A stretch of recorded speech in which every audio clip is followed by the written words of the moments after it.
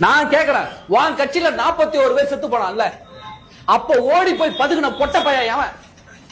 41 பேர் செத்தாங்களடா, உன் கட்சிக்காரதானடா, அப்ப போய் பதுகுனவன் எவன்? ஆம்பளை தானே, கேட்க வேண்டியதானே. 41 பேருக்கு நைட்டோட நைட்டா எதுக்குடா போஸ்ட்மார்டம் பண்ணீங்க அப்படின்னு கேட்க வேண்டியதானடா.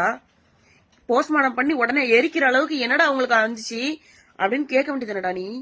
நீயும் ஒரு ஆம்பளை தானே, கேள. விஜயண்ணா விஜயண்ணா அந்த கூட்டத்துக்குள்ள வந்த உடனே டிரான்ஸ்ஃபார்மர் ஆஃப் பண்ணிருக்காங்க.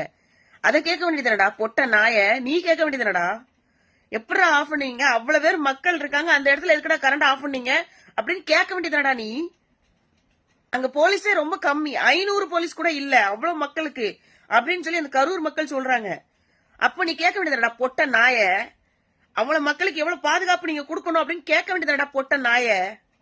தூத்துக்குடி விளாத்திக்குளத்துல அந்த பொண்ணுக்கு குழந்தை பிள்ளைக்கு போஸ்ட்மார்டம் பண்றதுக்கு 3 நாள் ஆச்சு.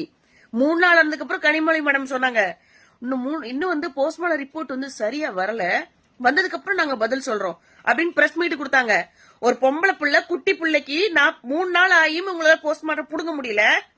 40 பேருக்கு நைட்டோட நைட்டா போஸ்ட்மார்டம் பண்ணீங்களா, புடுங்கீங்களா அப்படின்னு கேட்க வேண்டியதாண்டா பொட்ட நாய.